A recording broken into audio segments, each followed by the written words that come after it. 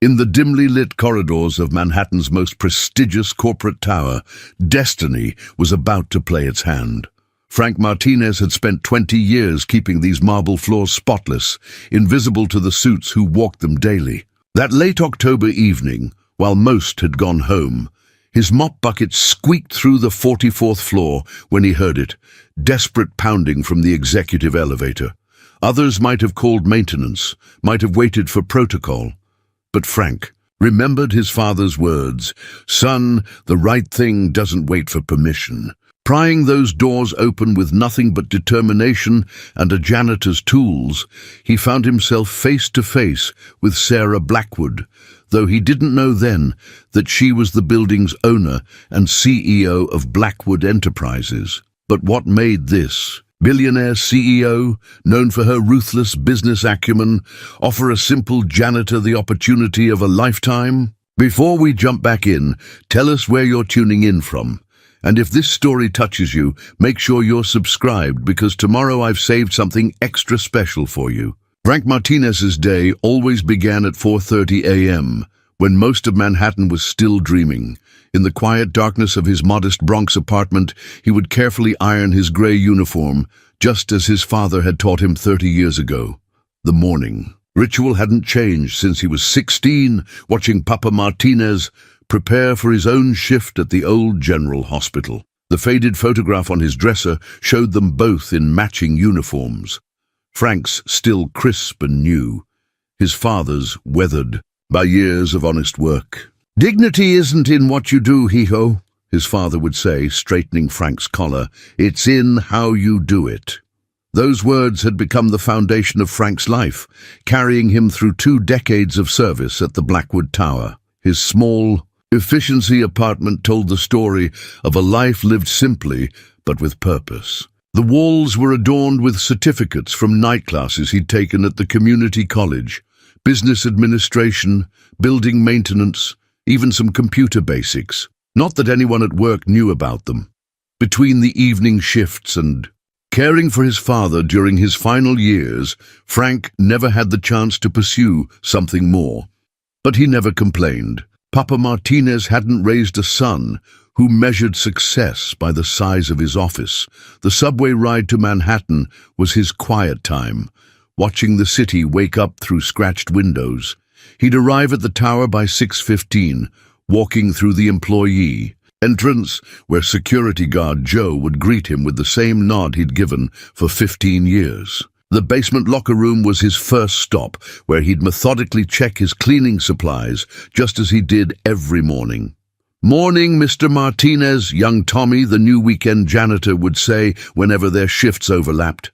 Frank had taken the boy under his wing, teaching him the proper way to maintain the expensive marble floors, how to be thorough without being seen, and most importantly, how to treat every task with respect. "You've got magic in those hands, Mr. M," Tommy would joke, watching Frank restore a scuffed section of flooring to its original glory. "No magic," Frank would reply, "just patience."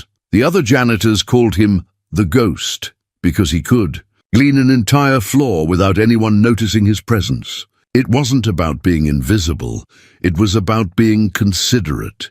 He knew which executives arrived early and needed their offices ready first, which ones worked late and preferred their cleaning done in the morning, and which ones suffered from allergies and needed extra attention to dust. Sometimes, in the quiet moments between tasks, Frank would stand by the floor-to-ceiling windows, looking out at the city he'd helped maintain for so long.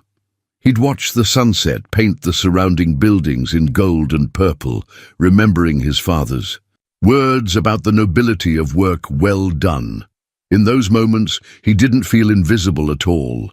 He felt like a guardian, a keeper of order in this small corner of the world. His personal life was equally methodical. Sunday dinners with his sister Elena and her kids in Queens, Wednesday night dominoes with the old-timers in his neighborhood, and Saturday morning volunteering at the community center where his father had taught him to play chess. The center's director had offered him a paid position several times, but Frank always declined. "I already have a job," he'd say, and some things are better kept as gifts. The old-timers at the center would often ask why he never married, never had kids of his own. Frank would just smile and shrug, turning the conversation back to their families, their concerns, their lives. The truth was, between caring for his father and maintaining his work ethic, relationships had always seemed like a luxury he couldn't afford.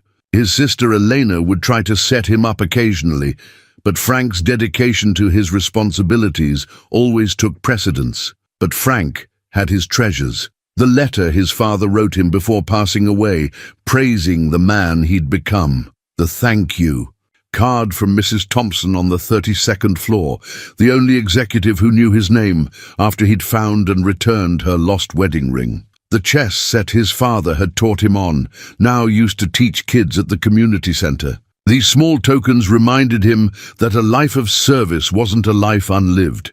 It was just a different kind of richness. As he walked through the marble lobby each morning, polished to perfection by his own hands, Frank would straighten his name tag and remember his father's words about dignity. He might be invisible to most of the people rushing past him, but in his heart, he knew the truth. He was essential, a vital part of the building's heartbeat, keeping its rhythm steady and sure. Day after day, year after year, Sarah Blackwood had always prided herself on maintaining composure under pressure. Running a multi-billion-dollar corporation meant handling crisis after crisis with grace. But trapped in her own building's elevator, 44 floors above Manhattan, she felt that carefully constructed control beginning to crack. The board meeting had run later than usual, discussions about quarterly projections and market strategies stretching well past 9. Sarah had stayed even longer, reviewing acquisition proposals until her eyes burned. Now, at nearly 11, her Louboutin heels echoed in the empty corridor as she headed for the executive elevator, a private convenience she rarely appreciated until tonight. The first warning was subtle. A slight shudder as the car descended. Then darkness. The emergency lights flickered on, casting everything in an eerie blue glow. Sarah pressed the emergency button. Once, twice, nothing. Her phone showed no service, an infamous dead spot in the elevator shaft that her tech team had never managed to fix. She looked at her reflection in the polished doors. CEO of Blackwood Enterprises, trapped like a mouse in a cage. Time moved strangely in the confined space. Sarah removed her designer blazer, already feeling sweat beneath her silk blouse. The air seemed thinner with each passing minute. She thought of her daughter Emma's 10th birthday party she'd missed last week, promising to make it up to her. This weekend, would she make it home tonight? The thought triggered something primal, something that didn't care about quarterly reports or board meetings. She began to pound on the doors, her usual dignified restraint abandoned. Her expensive heel snapped as she kicked the wall in frustration, the broken strap a perfect metaphor for her current situation. The carefully maintained facade was crumbling, just like her father had always predicted it would. "You can't control everything, Sarah," he'd say, but she'd spent 20 years proving him wrong. Until now. The sound of movement outside the elevator sent hope surging through her chest. "Hello?" she called out, forcing her voice to remain steady. "Is anyone there?" The response came not in words, but in the grinding sound of metal on metal. Someone was manually prying the doors open. Sarah stepped back, watching as fingers appeared in the gap, then hands, straining with effort. The doors slowly parted, revealing a face she'd passed 100 times, but never truly seen. He was older than she'd expected, with silver threading through dark hair and lines around his eyes that spoke of both laughter and worry. His uniform was perfectly pressed, despite the late hour, the name tag reading Frank Martinez gleaming under the emergency lights. But it was his eyes that caught her attention. There was no hesitation there, no calculation of risk or reward, just pure determination to help. "Ma'am," he said, his voice gentle but firm, "I'm going to need you to step closer to the doors." No questions about who she was, no surprise at finding the CEO trapped in her own building, just calm, professional focus. The elevator car had stopped slightly below the floor level. Frank knelt, interlocking his fingers to create a step. "Please, use my hands as a boost. I won't let you fall." There was something in his tone that made her believe him completely. Sarah slipped off her broken heel, then its mate. With as much dignity as she could muster, she placed her hand on his shoulder and her foot in his cupped hands. His strength was surprising as he lifted her smoothly onto the floor, his movements careful but confident. Standing in the corridor, Sarah felt the tight band of panic around her chest finally loosen. She looked at her rescuer, really looked at him, as he retrieved her shoes and blazer from the elevator floor. His movements were efficient, respectful, and somehow graceful, despite the awkward angle. "Thank you, Mr. Martinez," she said, reading his name tag again, committing it to memory.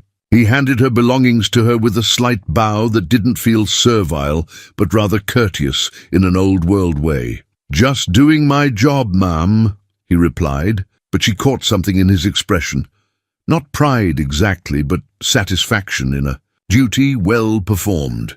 He didn't hover or attempt to make conversation, simply asked if she needed medical attention or assistance calling security.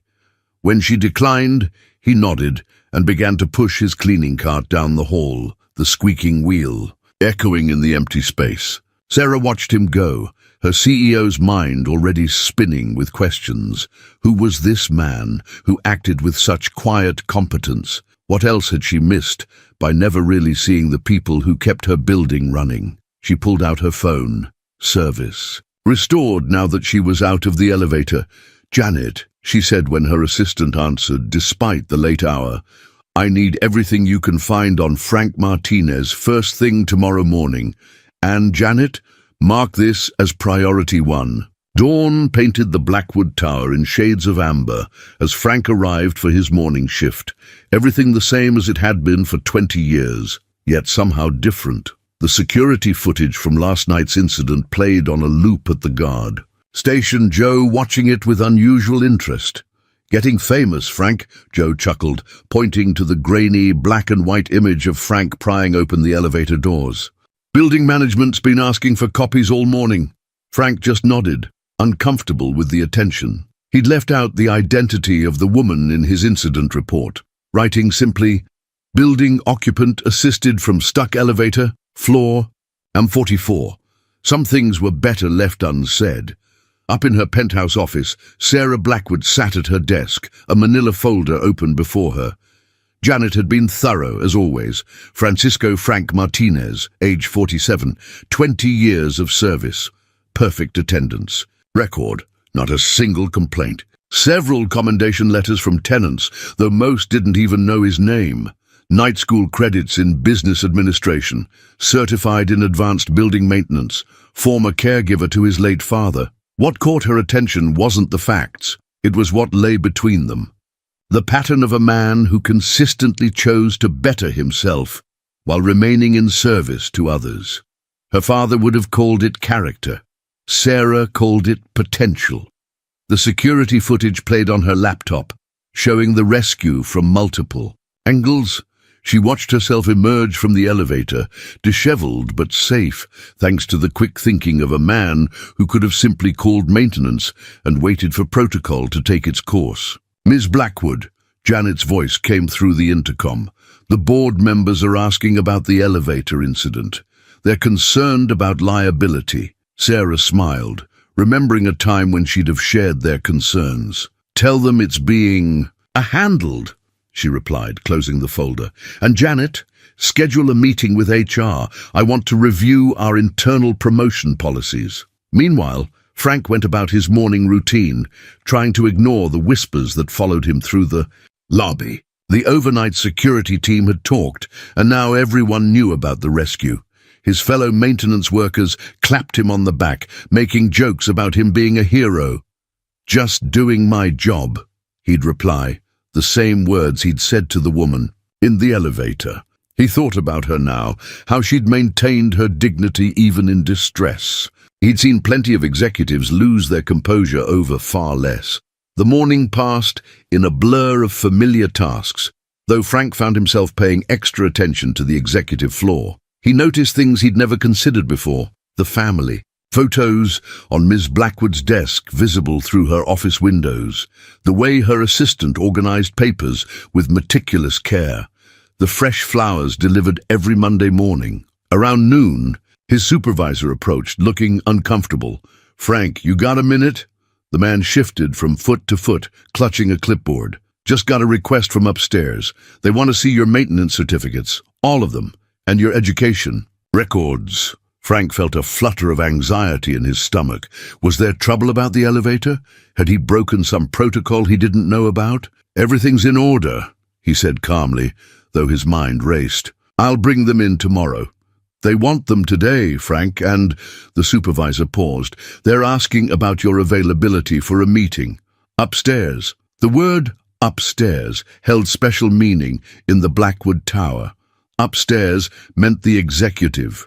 Floor meant power, meant the kind of people who didn't usually concern themselves with janitors. Frank thought of his father's words about dignity. Whatever was coming, he would face it with the same quiet pride he brought to every task. "I'll get those documents for you right away," he said, already mentally cataloguing where each certificate was stored in his apartment. As the day wound down, both Sarah and Frank felt the weight of approaching change. In her office, Sarah reviewed Frank's file one more time, growing more certain of her unorthodox plan. She thought of her father, who'd started as a stock boy and built Blackwood Enterprises through sheer determination and an eye for untapped potential. In the basement locker room, Frank changed out of his uniform, carefully hanging it up for tomorrow. The security footage still played at the guard station as he left, but he didn't look at it.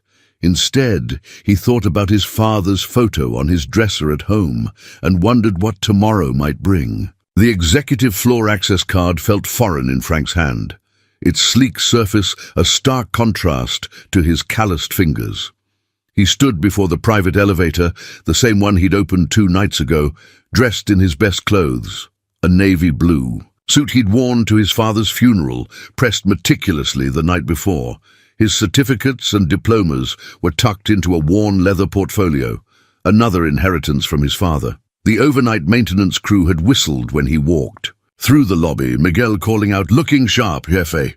But now, alone in the elevator, Frank felt every bit the janitor playing dress-up. The car moved smoothly, no hint of the malfunction that had started this whole situation. Frank watched the floor numbers climb, 20, 30, 40, each chime bringing him closer to whatever waited above. He straightened his tie, a simple blue stripe that Elena had given him last Christmas, still in its original box until today. The elevator doors opened to a world Frank knew intimately, yet had never truly been part of. He'd polished these marble floors countless times, but never walked them in dress shoes.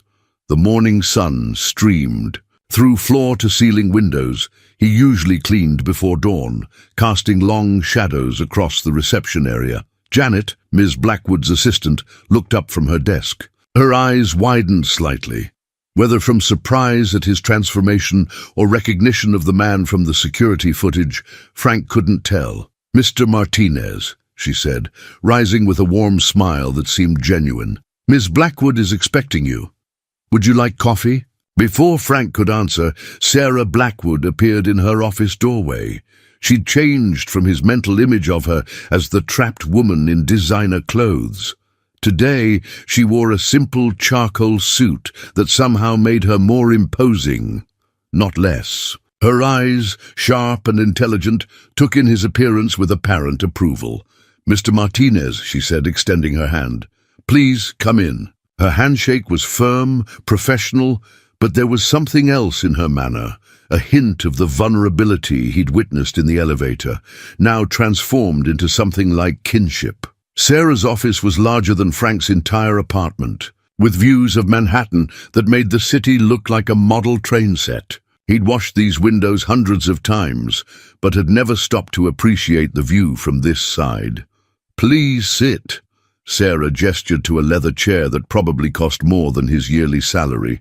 As he settled in, trying not to appear as out of place as he felt, She didn't take her usual place behind the imposing desk. Instead, she chose the chair opposite his, reducing the distance between them, both physically and symbolically. "I've been reading about you, Mr. Martinez," she began, touching a familiar manila folder on the coffee table between them. 20 years of service, perfect attendance, multiple certifications, night school. She paused, meeting his eyes. "Why did you never apply for a management position?" Frank thought carefully before answering, his father's words about dignity echoing in his mind. "My father taught me that every job has its own kind of honor," he said finally. "I never felt I needed a title to take pride in my work." Something flickered in Sarah's expression. Recognition, perhaps, or remembrance. "My father started in the mailroom," she said quietly. "He used to tell me that true character shows in how you treat people when you think no one's watching." She leaned forward slightly. "I've watched the security footage from that night, Mr. Martinez, but more importantly, I've watched other footage. Hours of you working when you thought no one was looking. Always thorough, always professional, always treating this building and everyone in it with respect." Frank felt the weight of her words, the careful observation they represented. "Thank you, ma'am." "Sarah," she corrected, then stood abruptly, moving to the window. "Do you know what I see when I look out here, Mr. Martinez? I see potential.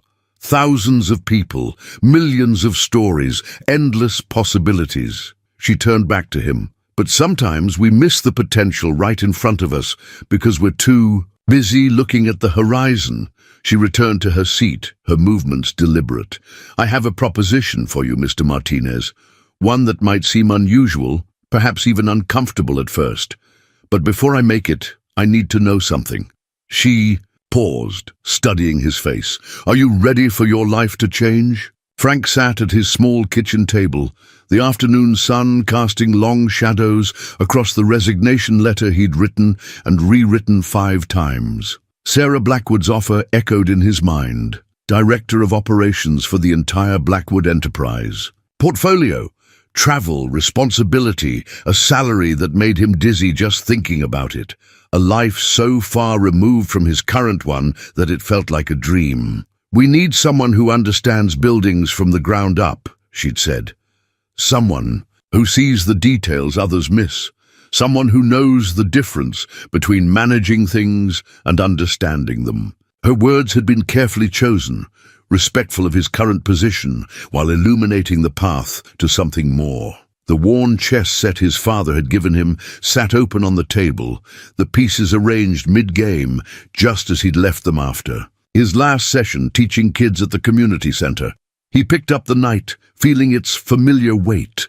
His father had taught him that the knight was special, the only piece that could jump over others, change direction, see the board from a different angle. "Frankie?" Elena's voice carried through the apartment as she let herself in with her spare key. His sister took one look at him in his suit, the papers spread across the table, and stopped short. "What's going on, hermano?" He told her everything.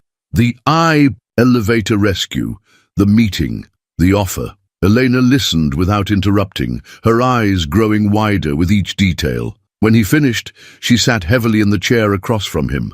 "Papa would be proud," she said finally, reaching across to squeeze his hand. "But he'd also tell you to think it through carefully. This isn't just a new job, Frankie. This is a new life." She was right, of course. The position came with expectations. Corporate dinners, business travel, responsibility for hundreds of employees. He'd be leaving behind the quiet certainty of his routines, the satisfaction of tangible work well done. His phone buzzed, a text from Tommy, the young weekend janitor. "Mr. M, heard rumors you're headed upstairs. Hope it's true. You taught me more about respect and hard work in 6 months than anyone else in my whole life." Frank set the phone down, thinking about all the Tommies in the buildings he'd be overseeing, all the invisible workers keeping the wheels turning. Maybe that's what Sarah Blackwood had seen in him. Not just his ability to do the work, but his understanding of the people who did it, The sunset painted his small apartment in shades of orange and purple, the same colors he'd watched play across the city countless times from behind the windows he kept clean. He remembered Sarah's words about seeing potential, about looking right in front of you instead of always at the horizon. His father's voice came back to him, clear as yesterday. Dignity isn't in what you do, Hijo. It's in how you do it. Frank had always thought that meant finding honor in humble work. But maybe it also meant having the courage to step into something bigger when the opportunity arose. He reached for a fresh sheet of paper, starting his resignation letter one final time. This version came easier, the words flowing from a place of certainty rather than doubt. Dear Mr. Sullivan, I am writing to formally resign from my position as maintenance staff at Blackwood Tower, effective 2 weeks from today. The past 20 years have been a privilege, teaching me lessons about service, dignity, and excellence that I will carry forward into my new role. Elena read over his shoulder, her hand resting supportively on his back. You're really doing this, she said, and it wasn't a question. I'm really doing this, Frank confirmed, signing his name with the same care he'd always taken with building. Reports and maintenance logs. He folded the letter precisely, squaring the corners with habitual attention to detail. Looking around his apartment, at the life he'd built here, Frank felt not sadness, but a quiet appreciation. Every certificate on the wall, every saved penny, every late night of study, they hadn't been preparation for this specific opportunity, but they had prepared him nonetheless. He picked up his phone to call Sarah's direct line, the number she'd impersonally written on her business card. She answered on the first ring, as if she'd been waiting. Miss Blackwood, this is Frank Martinez. He paused, looking at his father's photograph on the dresser. I'd be honored to accept the position. Her response was warm but unsurprised, as if she'd known his answer before he did. Excellent. And Frank, remember what I said. Call me Sarah. We're going to be working very closely together. After hanging up, Frank stood at his window looking out at the city. Tomorrow would bring 1,000 changes, challenges he couldn't yet imagine. But tonight, in the growing darkness, he felt something he hadn't experienced in years. The quiet excitement of stepping into the unknown, armed with nothing but his father's wisdom and his own hard-earned principles. The morning sunlight struck the mahogany desk in Frank's new office, his office, casting a warm glow across the leather chair he still didn't feel comfortable sitting in. His maintenance uniform had been replaced by a charcoal grey suit from Brooks Brothers, courtesy of the corporate styling team Sarah had insisted on. Image matters in this world, she'd said, even if we both know it shouldn't. The wall of windows behind him offered the same view he'd cleaned countless times, now permanently his to admire. 44th floor, corner office, right next to Sarah's. The symbolism wasn't lost on him. This was the same floor where he'd heard her pounding on the elevator doors that fateful night. Mr. Martinez, his new assistant, Kevin, appeared at the door. Your first executive meeting starts in 10 minutes. Would you like me to walk you through the agenda? Frank nodded, grateful for the young man's patience with his endless questions about corporate protocol. Kevin had been handpicked by Sarah's assistant, Janet, and his quiet efficiency reminded Frank of himself at that age, eager to prove his worth through action rather than words. The conference room was already full when Frank arrived. Faces he'd known for years only as early morning glimpses or evening shadows now turned to study him openly. Richard Chen, VP of Finance, who'd never once looked up from his phone when passing Frank in the hallway, now offered a practiced smile. Patricia Morrison from Legal, whose office he'd cleaned at 4 a.m. for 15 years, seemed unable to reconcile the man in the suit with the one who'd emptied her wastebasket. Sarah sat at the head of the table, her presence both commanding and reassuring. She'd spent the past week personally introducing Frank to key personnel, her support clear and unwavering. Now she gestured to the empty chair to her right, her clear signal to the room about his new status. Let's begin with operations. Sarah said, nodding to Frank. Mr. Martinez has completed his initial review of our building management systems across all properties. Frank took a deep breath, remembering his father's words about dignity. He opened the leather portfolio, new, a gift from Elena, and began to speak. Thank you, Ms. Blackwood. During my assessment, I've identified several areas where we can improve both efficiency and employee satisfaction. He walked them through his findings, pointing out patterns that only someone who'd worked from the ground up would notice. The way the night shift scheduling created unnecessary overlap in some buildings while leaving gaps in others. How certain maintenance protocols actually created more work while solving nothing. The hidden costs of cheap supplies versus quality ones. In the Martinez building alone, he continued, then caught himself. Excuse me, the Martinez Tower. The room rippled with subtle reactions to his slip, but Sarah's slight smile encouraged him to continue. We could reduce operational costs by 12%, while improving working conditions by implementing these adjustments. Richard Chen leaned forward, frowning at the spreadsheet Frank had distributed. These numbers, they're remarkably detailed. You compiled all this yourself? Yes, sir, Frank replied, keeping his voice steady. 20 years of observation, plus the night school accounting courses I completed at Borough of Manhattan Community College. The room fell silent. Frank could feel them reassessing him, their preconceptions shifting uncomfortably. Sarah's voice broke the tension. This is exactly why Mr. Martinez was the perfect choice for this position. He brings a perspective we desperately needed. As the meeting continued, Frank felt himself settling into a strange, new rhythm. He'd spent decades being invisible in rooms like this, absorbing their dynamics, learning their patterns. Now he was part of the pattern, his voice carrying weight, his observations demanding attention.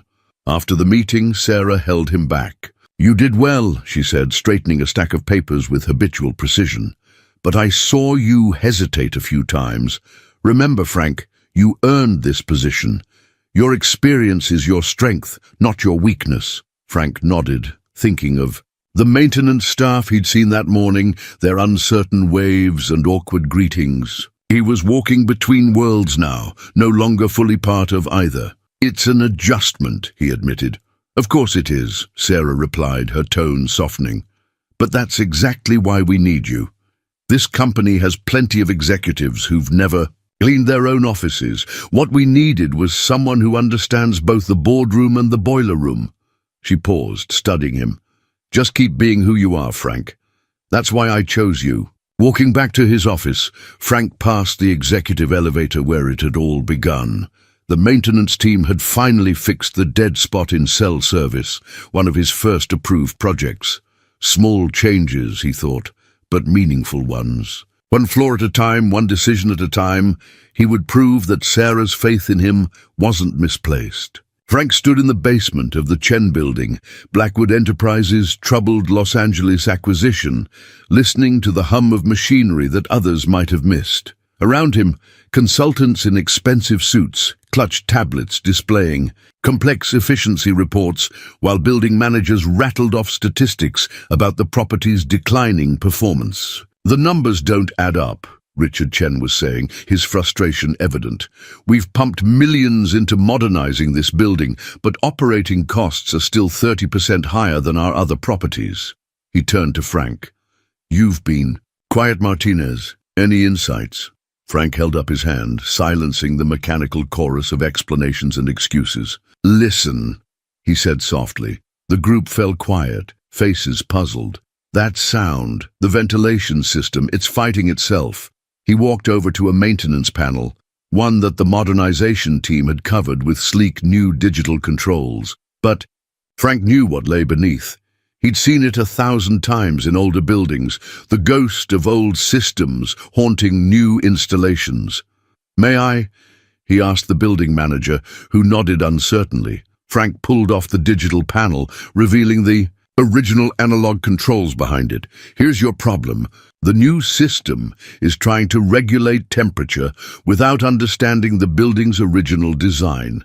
It's like putting a Ferrari engine in a classic Mustang without adjusting the transmission. Sarah, who had been observing quietly from the back, stepped forward.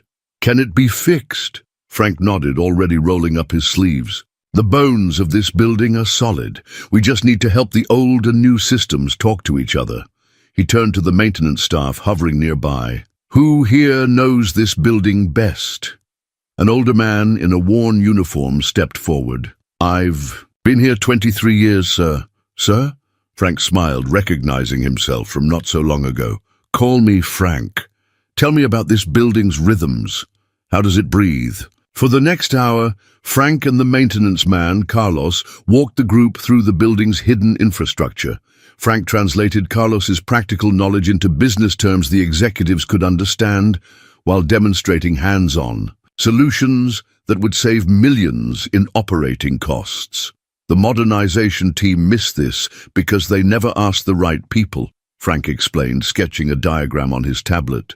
Carlos and his team know every quirk of this building, every seasonal change, every pressure point. That knowledge is worth more than any efficiency report. Richard Chen studied the diagram, his expression shifting from skepticism to respect. "How long to implement these changes?" 2 weeks, Frank replied confidently. "Using the existing maintenance team with some additional training. No outside contractors needed." Later, in Sarah's temporary office overlooking the Los Angeles skyline, she handed Frank a glass of water, her own celebration choice, instead of the customary executive scotch. "You know what impressed me most today?" she asked, settling into a chair beside him rather than behind her desk. "Not the technical solution, though that was brilliant. It was how you treated Carlos and his team." Frank looked down at his hands, clean now, but forever marked by years of similar work. "They're the heart of these buildings. Always have been." "Exactly," Sarah smiled. "Which is why our next phase of modernization will be different. I want you to develop a program, company-wide, that integrates maintenance staff knowledge into our improvement plans. Show me a budget next week." Frank felt the weight of the responsibility, but also the rightness of it. "I already have some ideas," he admitted. "Been thinking about it since my first day on the other side." "Of course you have," Sarah laughed softly. "That's why you're here." She paused, considering him. "You know, my father used to say that true innovation often comes from the most unexpected places." He'd have liked you, Frank. The Los Angeles sunset painted the office in shades of gold, reminding Frank of countless evenings, watching similar colors play across different buildings, different cities, always from the outside looking in. Now he was on the inside, but carrying with him every lesson, every observation, every hard-earned bit of wisdom from his years of invisible work. His phone buzzed. A message from Carlos sharing photos of the mechanical room's original blueprints, found in a forgotten filing cabinet. Frank smiled, remembering how he used to treasure such discoveries in his own building.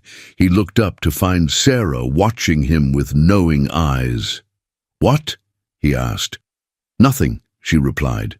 "Just thinking about how sometimes the best way forward is to really understand where you've been." She stood, gathering her papers. "Come on, we've got dinner with the board. Time to share your maintenance revolution with the people who sign the checks." Frank straightened his tie, a gesture that was becoming more natural, and followed her out, his mind already mapping the connections between the basement and the boardroom, the past and the future, the invisible and the seen. It started with a coffee stain. 3 months into his new position, Frank noticed the cleaning staff had missed a small brown circle on the conference room table before the morning's board meeting. Unusual. Maria's team was always thorough. He grabbed a cloth from his desk drawer, old habits die hard, and went to clean it himself. That's when he saw the document left beneath a stack of folders. Not meant for his eyes, certainly, but years of sorting through discarded papers for sensitive materials had trained him well. The header caught his attention. Project Phoenix, Restructuring Proposal. Frank wouldn't have thought twice about it except for one detail.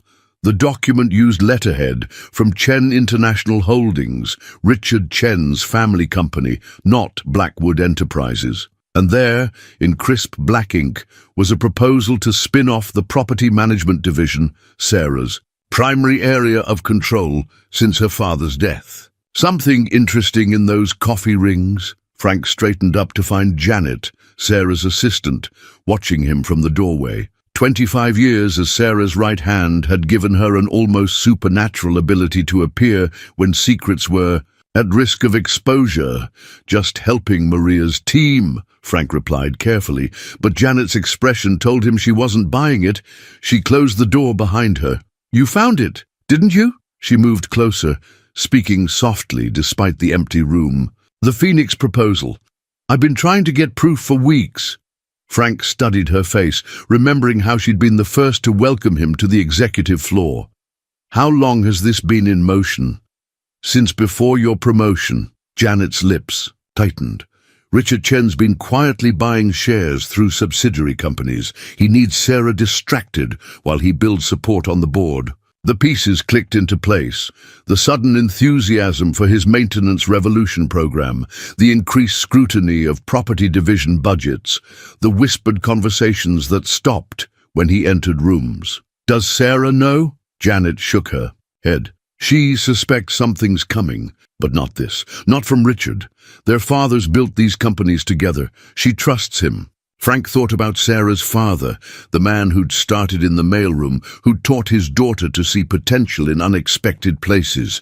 Would he have seen this coming? Why tell me? Frank asked, though he was beginning to understand. Because you see things others miss, Janet replied. You understand how buildings work, yes, but more importantly, you understand how people work, how they move, what they hide, where they leave traces. She gestured to the coffee stain. Case in point. Frank carefully photographed the document, with his phone before returning it exactly as he'd found it. We need more proof, he said, and we need to understand exactly what they're planning. Janet smiled grimly. Now you're thinking like an executive, but be careful, Richard's team is smart. They wouldn't have left this if they weren't confident in their position. Throughout the day, Frank watched the office with new eyes. He noticed how Richard's team had slowly positioned themselves in key roles throughout the property division, how casual suggestions had gradually shifted responsibility away from Sarah's direct oversight. In his afternoon meeting with Sarah, he found himself studying her with concern. She looked tired, the weight of unnamed worries evident in the set of her shoulders. Everything all right? She asked, catching his gaze. Frank thought about the document, about Janet's warning, about the weight of loyalty versus truth. Just thinking about something my father used to say, he replied carefully, about how sometimes the biggest threats aren't the ones making noise, but the ones moving quietly in the background. Sarah's hand stilled over her keyboard. Like, that summer we found black mold in the Madison building. Nobody saw it until it had spread through half the ventilation system. Exactly. Frank leaned forward. Miss Blackwood, Sarah, when was the last time you did a full audit of the property division's reporting structure? She frowned. It's been... Actually, I'm not sure. Richard's team has been handling most of that lately. She paused, something shifting in her expression. Why do you ask? Just thinking it might be time for a closer look at everything. He met her eyes, willing her to understand the weight behind his words.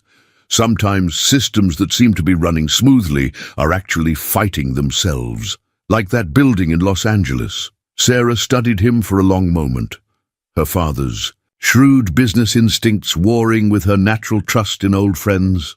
Finally, she nodded. Set it up. Full audit, complete transparency. And Frank, let's keep this between us for now. As he left her office, Frank caught Richard Chen watching him from down the hall, his expression unreadable. The game was changing, and Frank realized he'd have to learn new rules. Fast. The skills that had served him well in maintenance wouldn't be enough anymore. Now he needed to understand a different kind of system, one where the dangers weren't in failing machinery, but in failing trust. Frank stared at the presentation slides on his office computer. his father's voice echoing in his memory.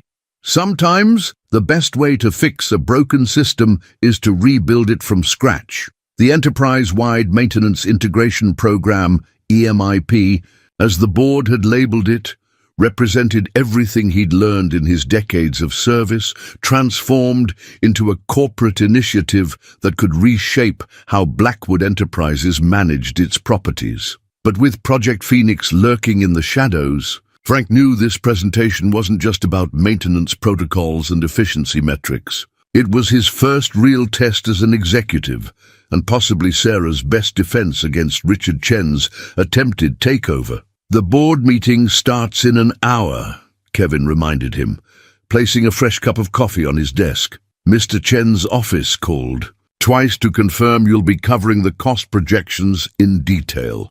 Of course they had. Richard's team had been particularly interested in any numbers they could use to challenge Sarah's leadership. Frank had spent weeks ensuring his proposal was bulletproof, working late into the night with maintenance teams across the country, gathering data that even Richard's accountants couldn't dispute. His phone buzzed, a text from Elena. "Knock them dead, hermano. Papa would be so proud." Attached was a photo of his father's old work ID, the one where he stood straight-backed in his maintenance uniform, dignity radiating from every line of his face. Sarah appeared in his doorway, her presence both supportive and anxious. "Ready?"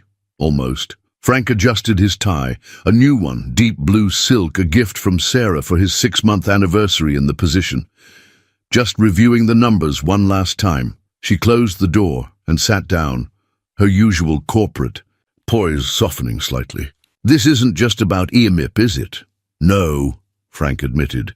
"Richard's team will use this to gauge our vulnerability. If they can prove we're wasting resources on maintenance reforms, they strengthen their argument for spinning off the property." "Division," Sarah finished. "But you know what they don't understand, Frank. They see buildings as assets on a balance sheet.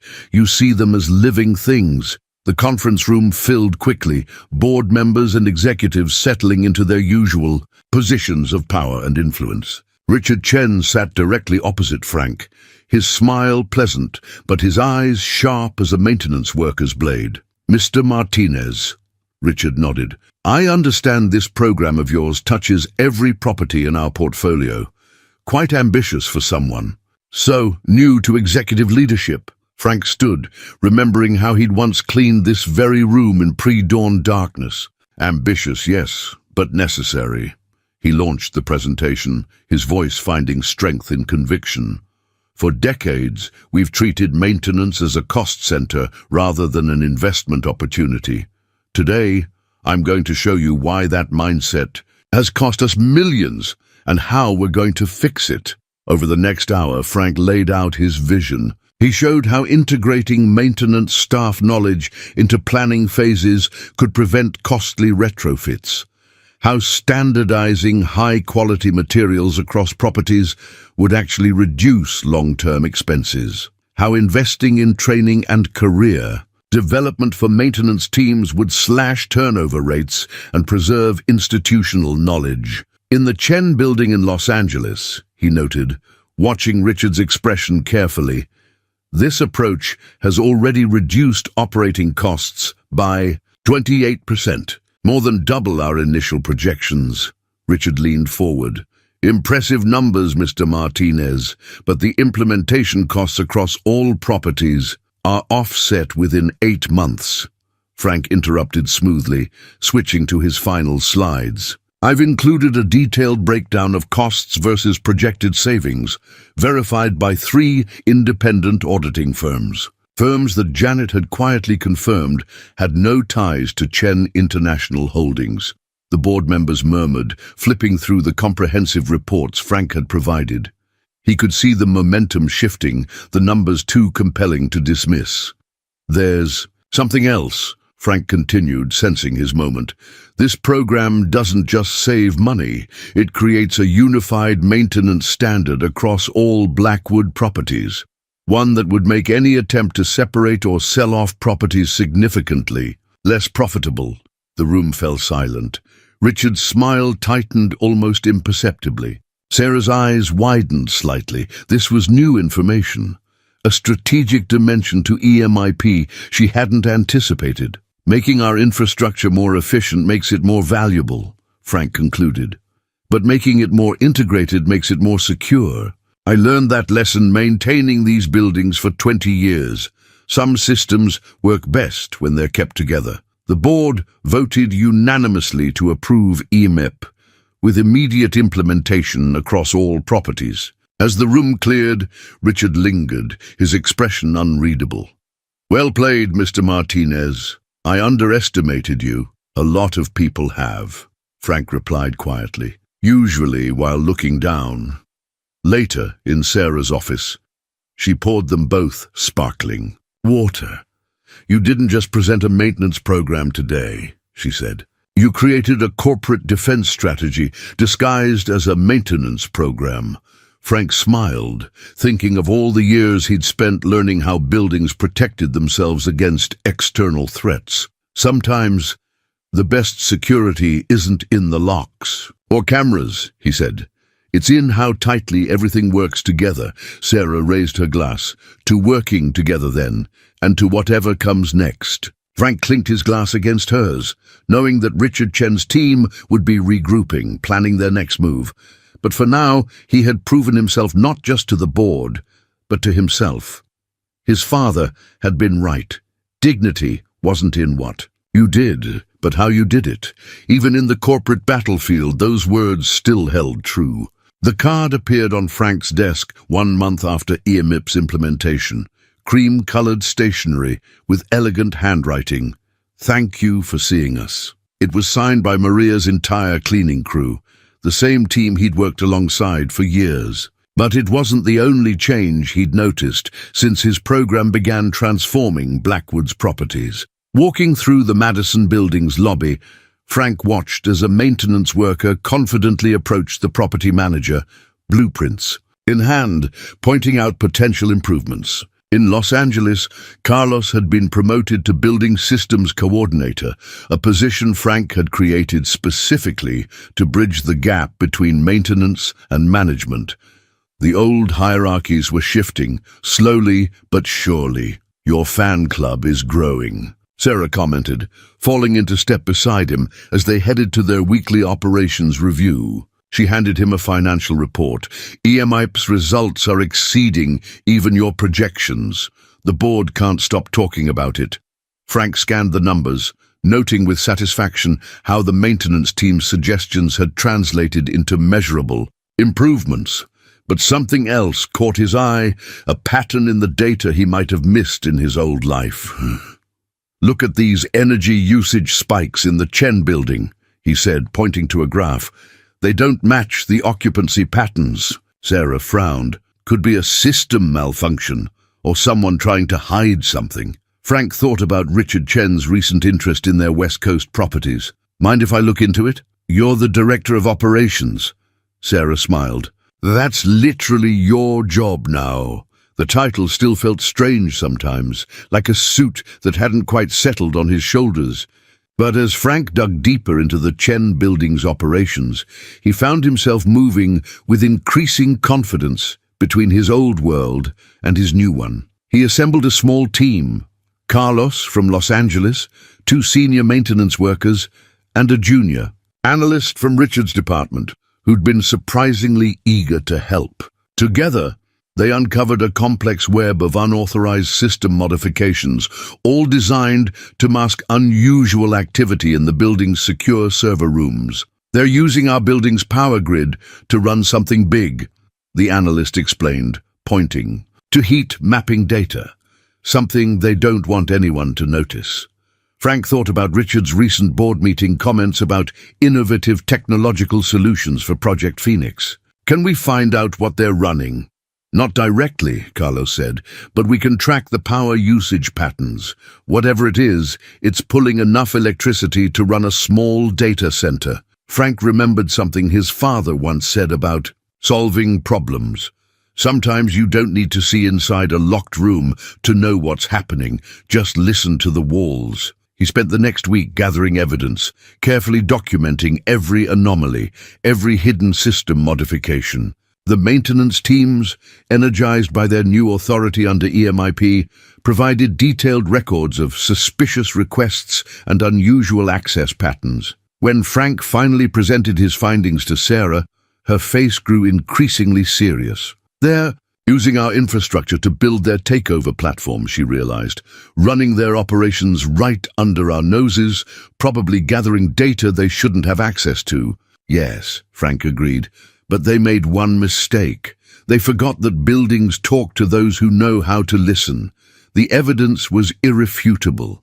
Richard's team had violated multiple corporate policies, building codes, and possibly federal regulations. More importantly, they'd proven that splitting the property division would compromise the company's security. Sarah called an emergency board meeting. This time, Frank sat beside her as a full equal, his quiet confidence filling the room as she laid out their discoveries. Richard Chen's face remained impassive, but his fingers drummed an anxious rhythm on the conference table. Thanks to Mr. Martinez's implementation of EMIP, Sarah concluded, we've identified critical security vulnerabilities that must be addressed immediately. I move to suspend all discussions of restructuring until a full audit is complete. The vote was unanimous. As the board members filed out, several stopped to shake Frank's hand. Even Patricia Morrison from legal lingered to say, I never thought I'd say this to my former janitor. But brilliant work, Mr. Martinez. Later, alone in his office, Frank found another card on his desk. This one was from Janet, your father. Would be proud, we all are.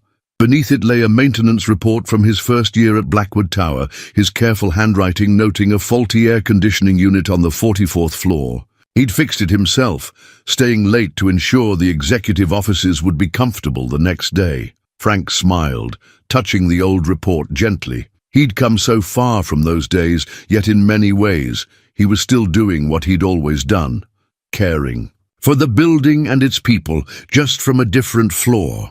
The view might have changed, but his fundamental purpose hadn't. His phone buzzed with a text from Sarah. Dinner?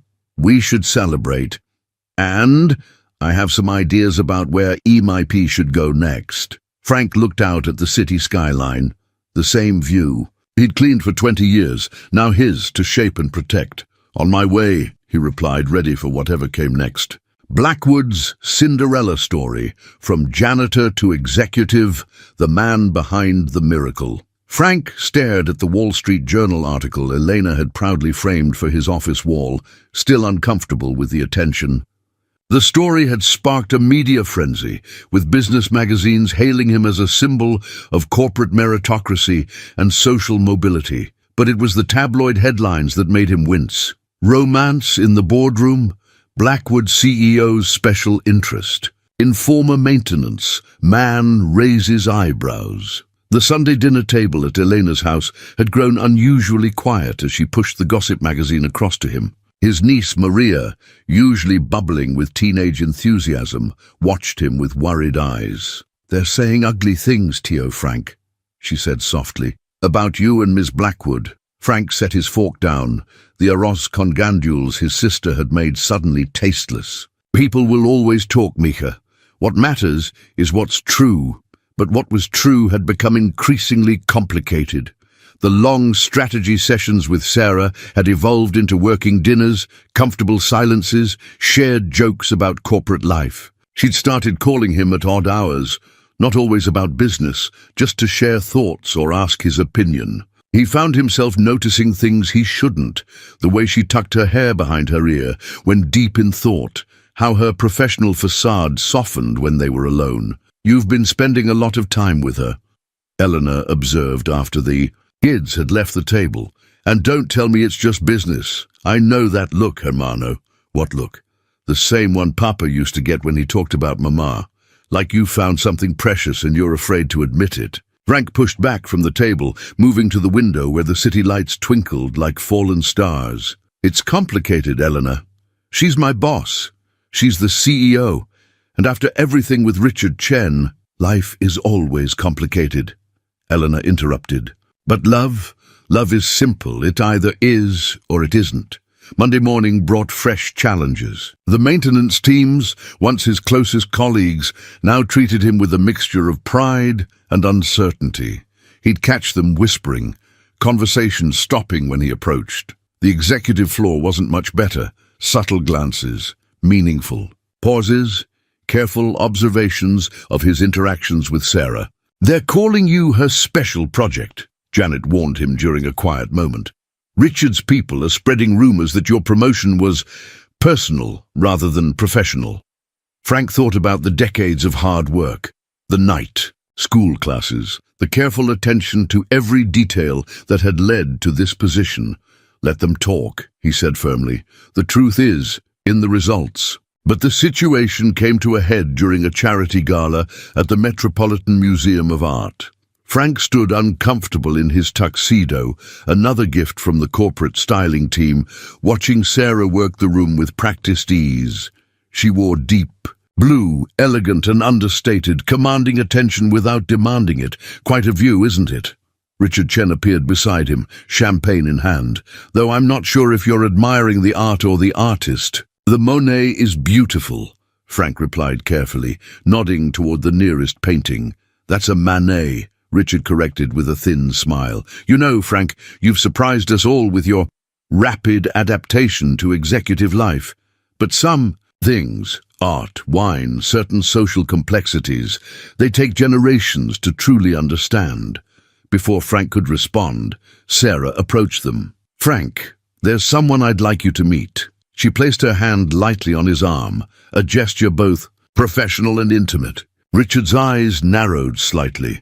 The potential investor Sarah introduced him to was impressed by EMIP's results, but Frank felt the weight of Richard's words throughout the conversation. He excused himself early, seeking quiet in the museum's sculpture garden. Sarah found him there, the city noise muffled by marble walls and careful landscaping. "You left without saying goodbye." "I needed some air." Frank turned to face her. "Sarah, people are talking about us, about why you chose me for this position." "People always talk," she echoed his words to Maria. "Does it bother you?" "Not for myself," he admitted, "but for you. Your reputation." Sarah stepped closer, her perfume mixing with the garden's roses. "Frank, do you know why I really chose you that night? Not just because you saved me, but because when you opened those elevator doors, you didn't see the CEO of Blackwood Enterprises.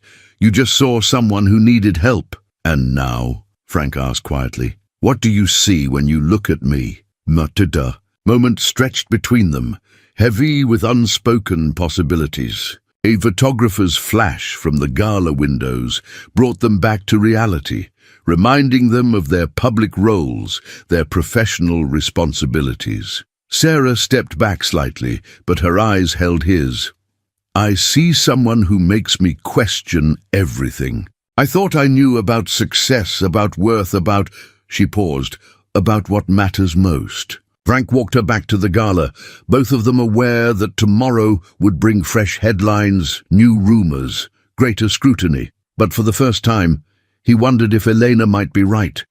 If beneath all the complications, something simple and true was trying to emerge. The emergency board meeting was called at dawn, the kind of hour when Frank would have once been cleaning these same conference rooms. Now, he sat beside Sarah, watching Richard Chen deliver the presentation that threatened to tear everything apart. "The evidence is clear," Richard stated, clicking through slides of carefully curated data. "The market perceives a conflict of interest in our current leadership structure. Our stock has dropped 12% since the media began speculating about personal relationships within senior management." Frank felt the weight of every glance, the whispers barely contained. The morning's headlines hadn't helped. Blackwood Enterprises, corporate fairy tale or management crisis. But it was the next slide that made his blood run cold. Someone had photographed him and Sarah in the museum garden, the image carefully angled to make their private conversation appear intimate, inappropriate. The timestamp showed it was taken moments before they'd noticed the camera flash. The board has a responsibility to protect shareholder value, Richard continued smoothly. I move to separate the property management division into an independent entity, with new leadership appointed by an external committee. Sarah's hand tightened on her pen, the only sign of her distress. This is a transparent attempt to exploit tabloid gossip for corporate gain, she said, her voice steady. The property division's performance under Mr. Martinez's leadership has been exceptional, which is precisely why he should have no objection to heading the new independent division, Richard interrupted, away from any appearance of impropriety. The he implied meaning was clear: separate Frank and Sarah, or watch the company suffer. Frank thought of his father's words about dignity, about doing the right thing even when it hurt. He started to rise, ready to offer his resignation rather than damage Sarah's company. But before he could speak, Janet slipped into the room, placing a folder in front of Sarah. One look at its contents made Sarah's expression shift from defensive to triumphant.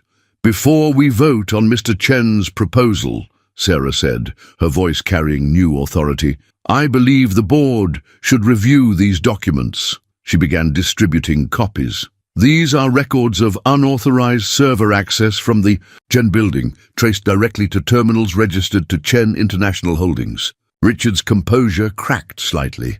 Frank watched the man's fingers drum against the table, the same nervous tell he'd noticed during previous confrontations. Additionally, Sarah continued, we have evidence of systematic data mining of Blackwood's proprietary information, coinciding precisely with the power usage anomalies Mr. Martinez's team discovered. The timing suggests this corporate espionage began shortly after the first Project Phoenix documents were drafted. The board erupted in murmurs. Richard stood. These allegations are documented, Frank interrupted quietly, finding his voice. Every unauthorized access, every system modification, every attempt to hide the evidence. The buildings don't lie, Mr. Chen. They never have. Sarah pulled up her own presentation, showing how Frank's EMIP program had created an unbroken chain of documentation. The maintenance teams Mr. Martinez trained didn't just improve our efficiency, they created an accountability system that makes corporate theft impossible to hide. Furthermore, she added, her voice taking on an edge of steel, we've discovered that Chen International Holdings has been quietly acquiring Blackwood shares through shell companies, a violation of our shareholder agreement. The SEC has been notified. The room fell silent.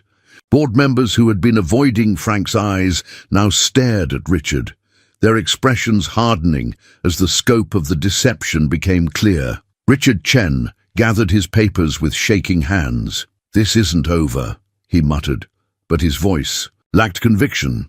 Actually, it is, Sarah replied.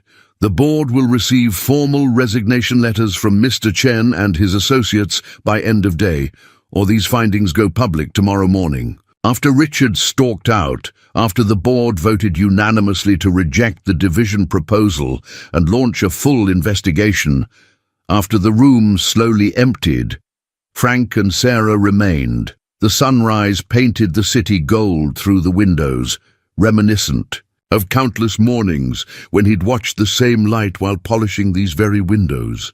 I was ready to resign, he admitted. To protect you, the company. Sarah turned to him, her professional mask falling away. I know, that's exactly why I couldn't let you. She moved closer, choice and consequence hanging in the air between them. Frank, I don't want to protect the company from you. I need you to help me protect it from people like Richard. And us? He asked quietly. The rumors, the perception. My father used to say that perception is just reality without proof, she smiled. We've given them proof of your value, your integrity, your right to be exactly where you are. She took his hand, a gesture that felt both revolutionary and perfectly natural.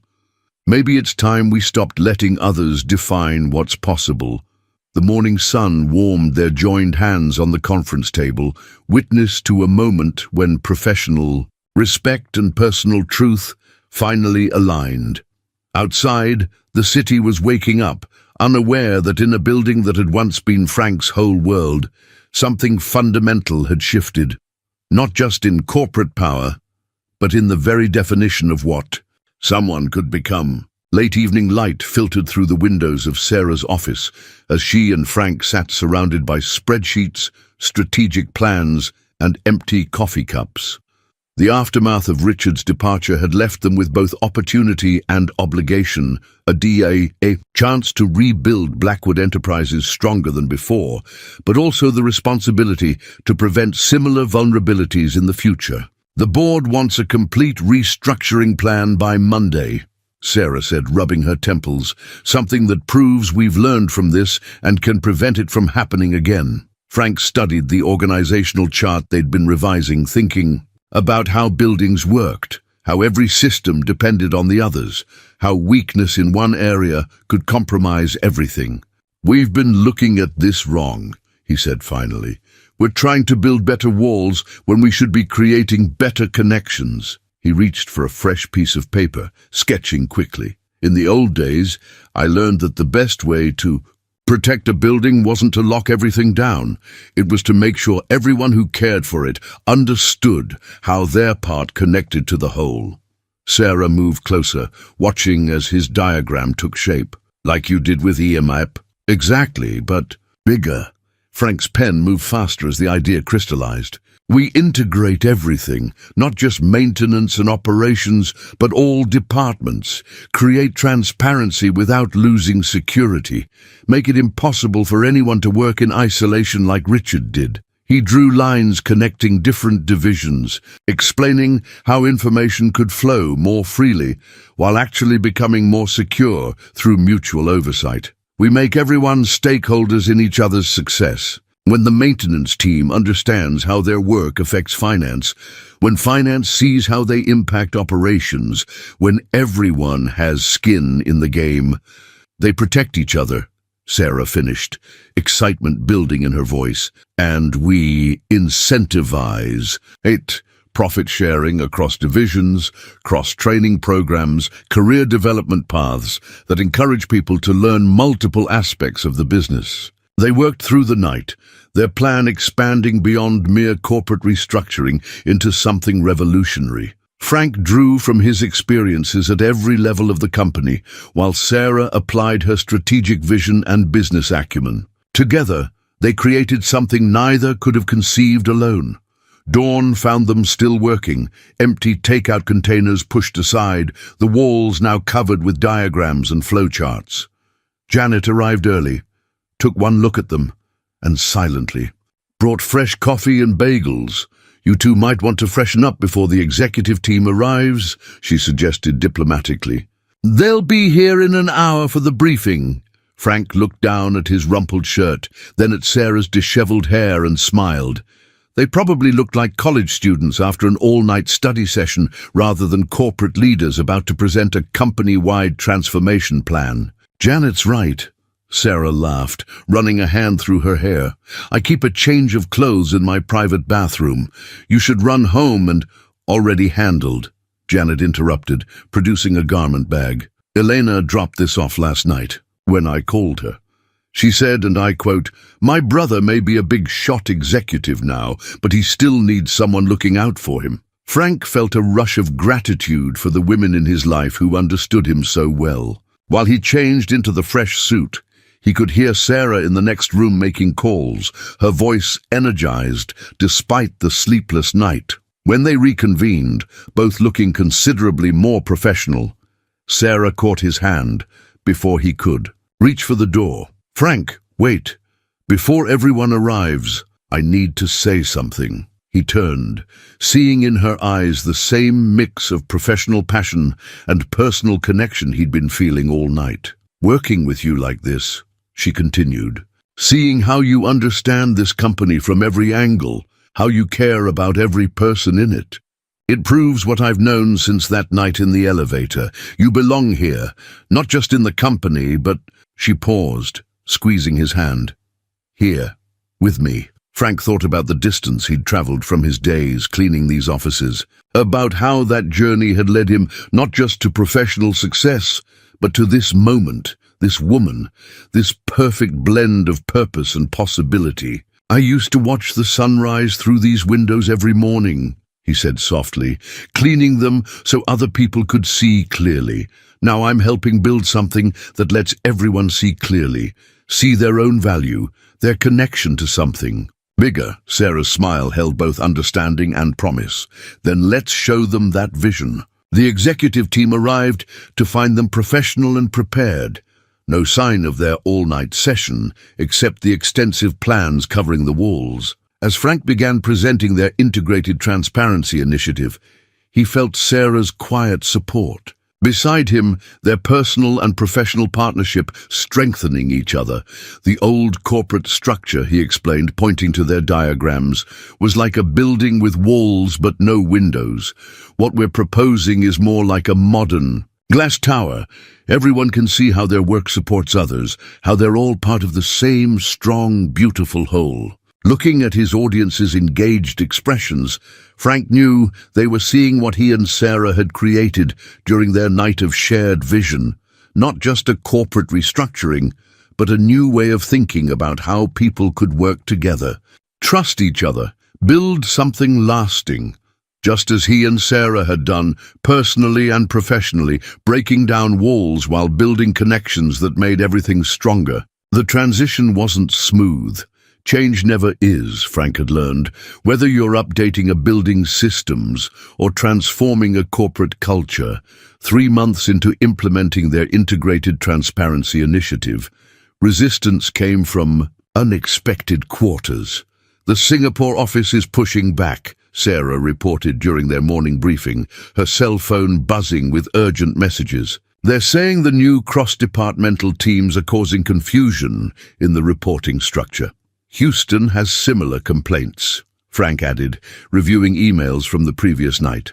"And the London maintenance crew is worried about the profit-sharing metrics." He understood their concerns. He'd once been the one worried about changes from above. "Maybe we moved too fast," Sarah sighed, the weight of leadership visible in her posture. They'd been working 14-hour days, flying between properties, explaining their vision again and again. The media had dubbed it the Martinez method, much to Frank's discomfort, but making it work was proving harder than creating it. Frank's phone lit up with a text from Carlos in Los Angeles. "Got that video you wanted? You need to see this." A link followed. "Put it on the screen," Sarah suggested, moving to stand behind Frank's chair, her hand resting lightly on his shoulder. These small touches had become natural between them, professional boundaries softening into something more personal yet still appropriate. The video showed a maintenance worker in the Chen building giving a presentation to senior management about energy efficiency improvements. The young man spoke with confidence, using terms from both his technical background and his newly acquired business training. The executives were engaged, asking questions, treating him as a peer. "That's Michael Chen's son," Sarah noted, referring to Richard's younger brother, who'd retained his position after proving he wasn't involved in the takeover attempt. "He's actually taking notes." "This is happening everywhere," Frank said, pulling up reports from other properties. "Look, in Chicago, the accounting team is doing weekly walkthroughs with maintenance. In Toronto, they've started a mentor exchange program between departments." Sarah leaned closer to read, her perfume mixing with the coffee aroma in his office. "They're not just following the program," she realized. "They're expanding it on their own." The intercom buzzed. Janet's voice carried a note of urgency. "You both need to see this. Turn on CNBC." The financial news showed Blackwood's stock price soaring. The headline crawler explained why Blackwood's Martinez method drives record efficiency gains. Analysts predict industry-wide adoption. "It's working," Sarah breathed, squeezing Frank's shoulder. "Not just the numbers. The culture is actually changing." But celebrations were premature. Within hours, their progress faced its greatest test. A sophisticated cyber attack hit their network, targeting the new integrated systems. Someone was trying to prove that transparency meant vulnerability. Frank and his team worked through the night, his old maintenance instincts merging with his new executive authority. He coordinated with IT, facilities, and operations simultaneously, watching how his cross-trained teams adapted and responded. The attacks coming through the Singapore office, their head of cybersecurity reported. They're using the new integrated access protocols against us. Frank thought about building systems, about how pressure revealed both weaknesses and strengths. No, he said, studying the attack pattern. They think they are, but they don't understand how we built this. He explained quickly, using the building, metaphors that had become his trademark. It's like trying to break into a modern building by attacking the ventilation system. If the systems are truly integrated, every breach attempt triggers multiple responses. Sarah, who hadn't left his side during the crisis, caught on immediately. The transparency goes both ways. They can't move through our network without being seen from multiple angles. Exactly. Frank turned to the security team. Don't try to block them, track them. Every department they touch gives us another way to identify them. Within hours, they'd traced the attack to a shell company connected to Richard Chen. More importantly, they demonstrated that their integrated system was actually more secure than traditional corporate structures, not less. The next morning, exhausted but triumphant, Frank and Sarah stood in his office, watching the sunrise paint the city gold, the same view he'd admired for 20 years, now shared with someone who saw both its beauty and its potential. "You know what this reminds me of?" Sarah said softly. "That night in the elevator, I thought I was trapped, but I was actually about to be set free." She turned to face him. "You didn't just rescue me from an elevator, Frank. You showed me a whole new way of seeing things." Frank thought about his father's words, about dignity, about doing things the right way. The Martinez method wasn't really about systems or structures. It was about respect, about seeing the value in every person, every contribution, about building connections instead of walls. "We showed each other," he corrected gently, and in the golden morning light, their shared vision seemed to shine across the awakening city, transforming not just a company, but the very idea of what was possible when people chose to truly see each other. The Harvard Business Review cover story hit desks on a Tuesday morning. The Martinez Revolution, how a former janitor transformed corporate culture. The article detailed how Blackwood Enterprises' integrated transparency initiative had not only prevented a hostile takeover, but had become a new standard for corporate governance. Frank sat in his office, the magazine untouched on his desk, watching the maintenance team washing windows on the building across the street. Their movements were precise, coordinated, professional, just as his had been for so many years. But now they wore badges identifying them as building systems specialists, a title change that had come with increased training, better pay, and real career advancement opportunities. "Your fan club is getting bigger," Sarah said from his doorway, holding up the Wall Street Journal. Their stock had hit another record high, and competitors were scrambling to implement their own versions of the Martinez method. "The board wants to make you Chief Innovation Officer in addition to operations." Frank smiled, remembering his father's words about titles. What would that mean, exactly? "It means," Sarah entered and closed the door, "that other companies want to learn from us. They want to understand how we've created a corporate structure that's both more transparent and more secure, more integrated and more efficient." She paused, a hint of mischief in her eyes. "They want to know how a former janitor revolutionized corporate America." "We," Frank corrected gently. "How we revolutionized it." Sarah sat in one of his visitor chairs, the comfortable ones he'd specifically chosen because he remembered how the old ones felt after long shifts. "The business schools are calling. They want case studies, lectures, books." She leaned forward. "Frank, what we've built here, it's bigger than Blackwood now. It's changing how people think about hierarchy, about potential, about leadership itself." Before Frank could respond, Janet buzzed through on the intercom. "Sorry to interrupt, but you both need to see this." The television monitors in Frank's office flicked on to show Richard Chen giving a press conference. He looked older, diminished somehow, standing before the SEC building in Washington. "And so, I am announcing my full cooperation with the federal investigation into corporate espionage and securities fraud." Richard's voice carried none of its old smooth confidence. "Furthermore, I want to publicly apologize to Blackwood Enterprises, to Sarah Blackwood, and especially to Frank Martinez. Their innovative approach to corporate transparency not only exposed my actions, but has shown the entire business world a better way forward." Sarah muted the sound, turning to Frank with shining eyes. "Vindication looks good on you," Frank thought. About the long journey from that night in the elevator to this moment. About how his father's lessons about dignity and hard work had shaped not just his life, but now the lives of thousands of others. About how seeing value in every person, every job, every contribution had transformed from a personal philosophy into a corporate movement. "You know what this reminds me of?" he said, moving to the windows. "All those years cleaning these windows, I used to watch the sunrise and imagine what it would be like on this side of the glass.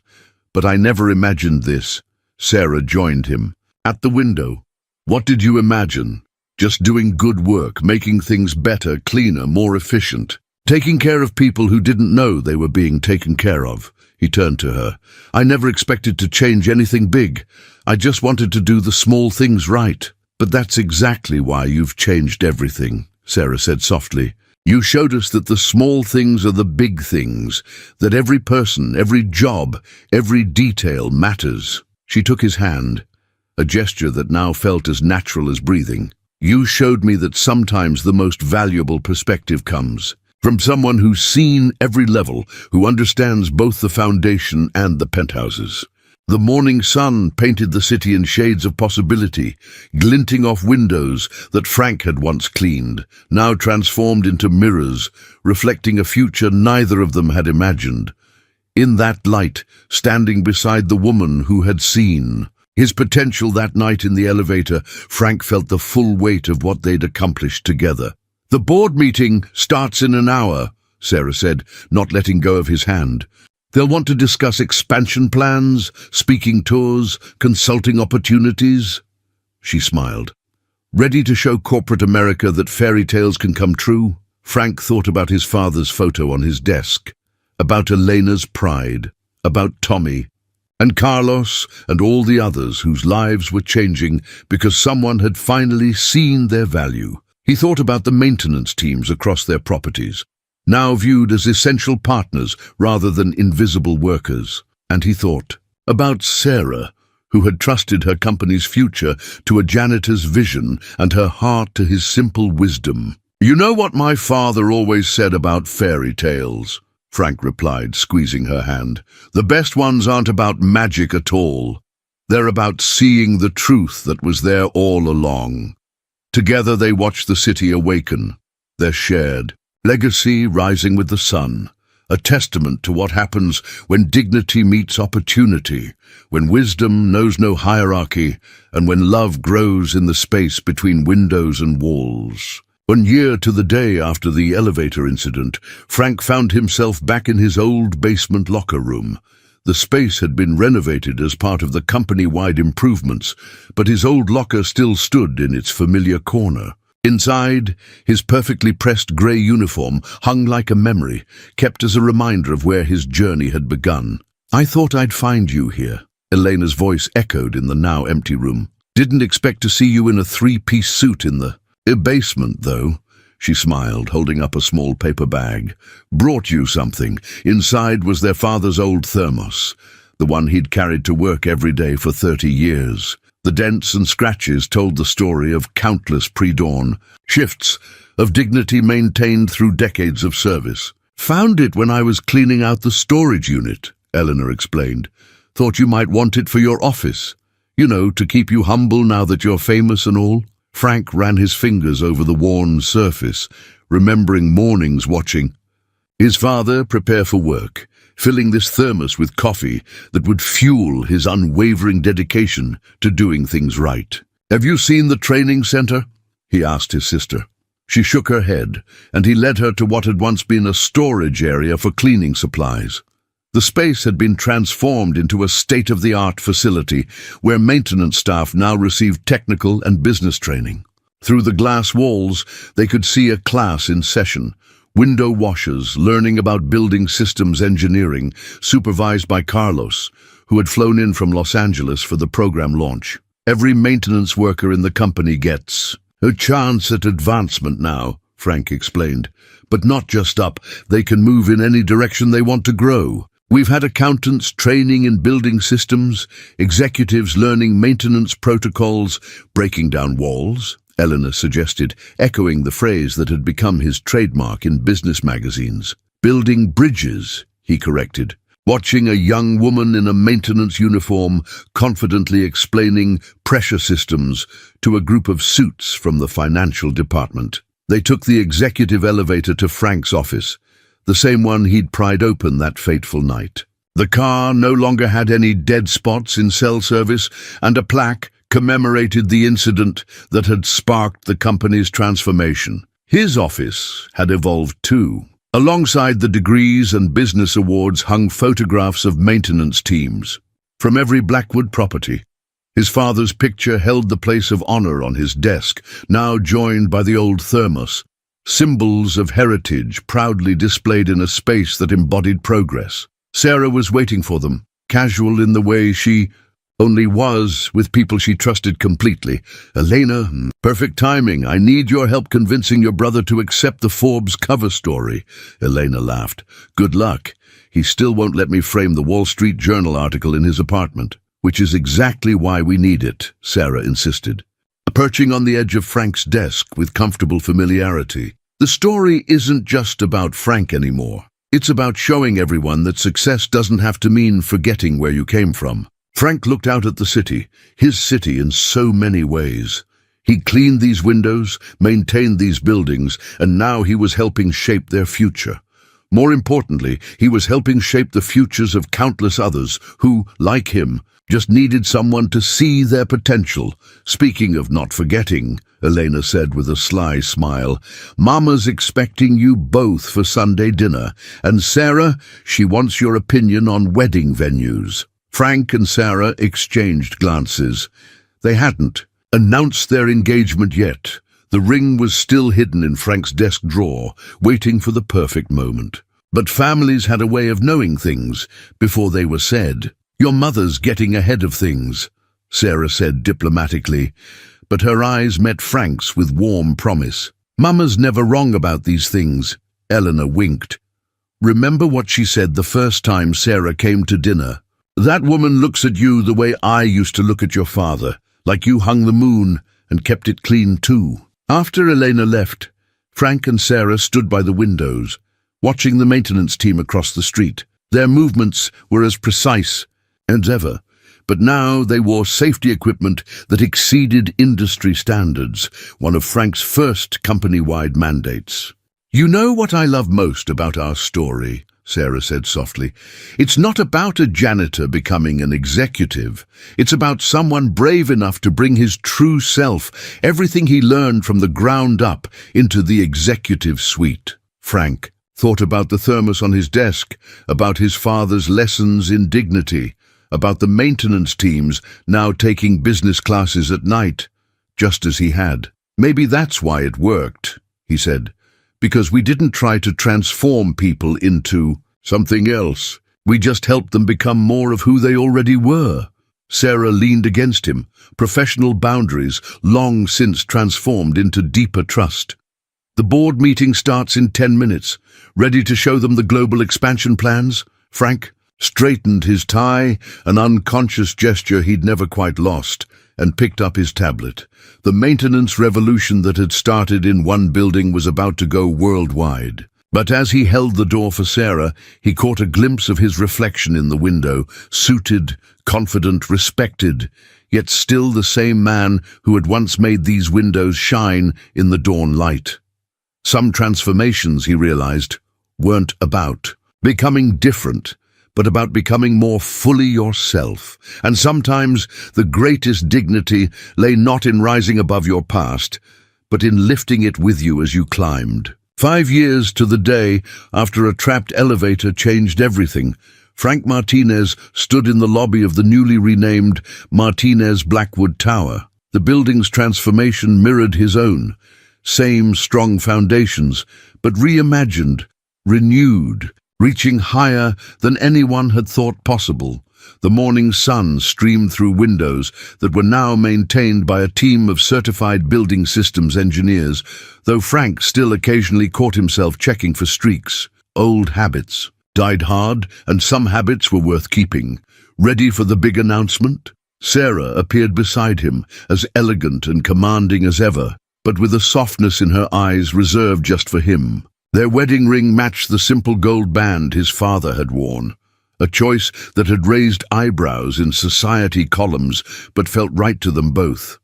The lobby was filling with reporters, employees, and guests for the announcement of the Martinez Blackwood Foundation, their initiative to provide education, training, and advancement opportunities for maintenance and service workers worldwide. But first, they had a private ceremony to attend. In the basement locker room, now a state-of-the-art training facility, a small group had gathered. Elena was there with her family. Janet stood beside Carlos, who'd flown in from running the West Coast Division. And Tommy, now operations director for the Asian Pacific region, waited with a covered frame in his hands. "Pop would be proud," Elena whispered, squeezing Frank's hand as Tommy unveiled the photograph, their father in his maintenance uniform, now permanently honored in the building where his son had started as a janitor and risen to become co-owner. The plaque beneath it read, "Francisco Martinez Sr., dignity isn't in what you do, but in how you do it." His wisdom built more than he knew. Sarah stepped forward, her voice carrying the authority of both CEO and family member.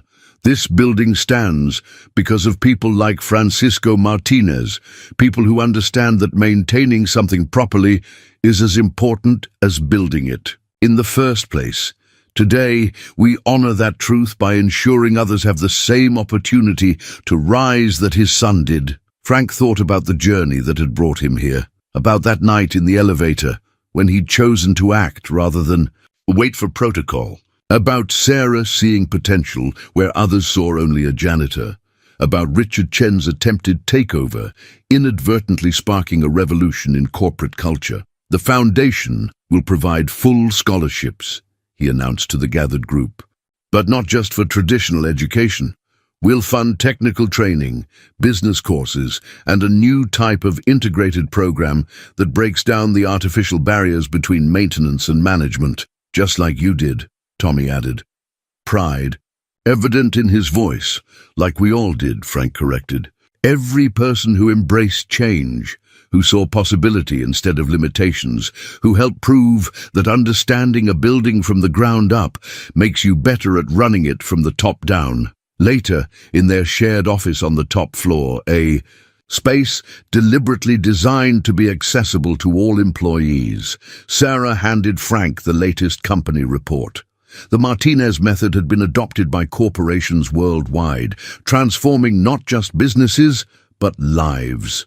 "Look at this," she smiled, pointing to a photograph. A maintenance worker in Singapore was teaching corporate strategy to executives. In London, a former housekeeper had become head of sustainability initiatives. The revolution they'd started had taken on a life of its own. "Your father was right," Sarah said softly, moving to stand beside him at the windows, their favorite spot for quiet moments together. "Dignity isn't in what you do, but what you did, Frank. You gave dignity a new meaning. You showed that respect and opportunity shouldn't depend on titles or traditions." Frank wrapped an arm around her waist, remembering all the sunrises he'd watched through these windows, all the dreams he'd had while keeping them clean. "We showed that," he corrected gently. "You had to see it first, that night in the elevator." "I saw someone who cared enough to break protocol to help others," she smiled. You showed me everything else. How understanding every level of a business makes you better at running it.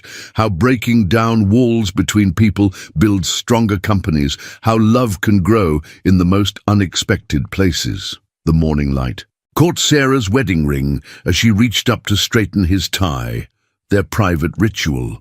Below them the city was waking up, and in buildings across Manhattan, maintenance teams were starting their day with new pride, new opportunities, new respect. Ready to change a few more lives? Sarah asked, gathering her notes for the foundation announcement.